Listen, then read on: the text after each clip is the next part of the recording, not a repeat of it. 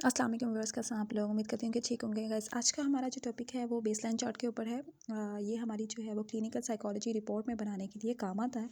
तो सबसे पहले हम समझते हैं कि बेसलाइन चार्ट होता क्या है। ये बेसिकली इनफॉर्मल असेसमेंट होती है, तो जिससे हम इंटेंसिटी और फ्रीक्वेंसी चेक कर सकते हैं। ठीक है, इस तरीके से हमारे पास बेसलाइन चार्ट होता है। उसके ऊपर हमारे पास किसी भी क्लाइंट की इंटेंसिटी और फ्रीक्वेंसी चेक कर सकते हैं। इनफॉर्मल असेसमेंट होता है, यानी इसका कोई स्टैंडर्डाइज्ड प्रोसीजर ये नहीं है। ठीक है, इसको आप कुछ चीज़ें अपनी मर्ज़ी से भी बना सकते हो, लेकिन इसमें जो है वो हमने फ्रीक्वेंसी और इंटेंसिटी एक भी किसी भी पेशेंट की क्लाइंट की चेक करनी होती है। ठीक है, और ये जो भी इंटेंसिटी ड्यूरेशन होगी वो उसके हालात व वाक़यात होंगे जो प्रेजेंट में चल रहे होंगे, उस हिसाब से ही हमने चेक करना होगा। ठीक है, बेसलाइन चार्ट इस तरीके का होता है।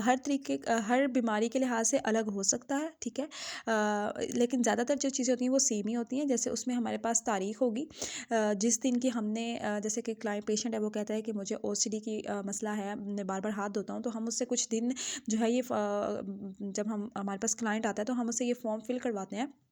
कुछ दिन हम उससे पूछते हैं, तो जैसे 18 तारीख को आपके साथ क्या हुआ, 20 तारीख को आपके साथ क्या हुआ, क्या ऐसा कोई वाक़या हुआ जिससे आपको मसला बना। तो वो हमें बताता है कि 18 तारीख को जो है मैं गया, तो मैं मॉप जो है ना वो मुझसे टच हो गया। वाक़या शुरू होने से पहले क्या हुआ, मैं आराम से पढ़ रहा था, इस दौरान क्या सोचवाएँ, जब टच हुआ तो मुझे जो है बहुत गुस्सा आया। ठीक है, और ये तमाम चीज़ें, तो वो मूड, जज़्बात, एहसासात ये कैसे थे।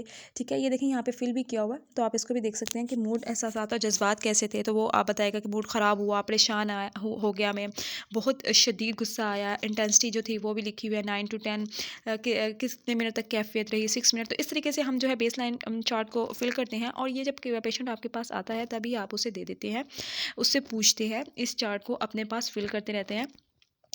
और ये जो है ना वो रोज़ का भी आप उससे पूछ सकते हैं, और कुछ दिनों बाद का भी आप उससे पूछ सकते हैं। हालात व वाक़यात शुरू होने से पहले क्या हुआ, इस दौरान क्या सोचें आई, मूड और जज़्बात, एहसास, ये सब आप लिख लें।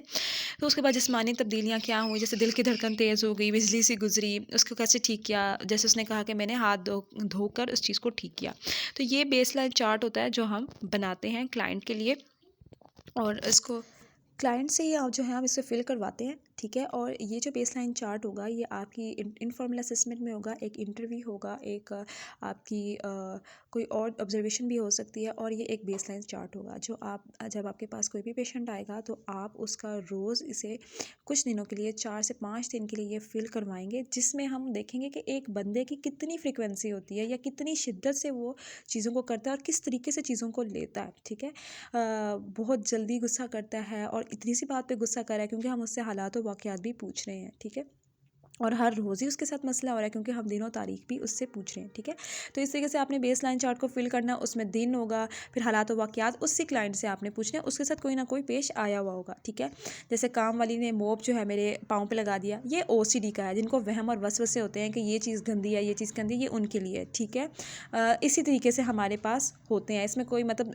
कोई ख़ास चेंज नहीं होता। हम हालात और वाक़यात पूछते हैं, हम वाक़या पूछते हैं, हम शिद्दत पूछते हैं, और इसको कैसे ठीक किया, हम यही चीज़ें पूछते हैं, डिप्रेशन का हो या कुछ भी हो। ठीक है, उसके बाद इस दौरान क्या सोचें आई, ये भी आपने नोट करना है कि उस बंदे को क्या सोचें आई थी जब मोप लगा था कि ये चीज़ गंदी है, वगैरह वगैरह। फिर शिद्दत क्या थी, और ये सारी चीज़ें। ठीक है, आपने इसी तरीके से बेसलाइन चार्ट को फिल करना है।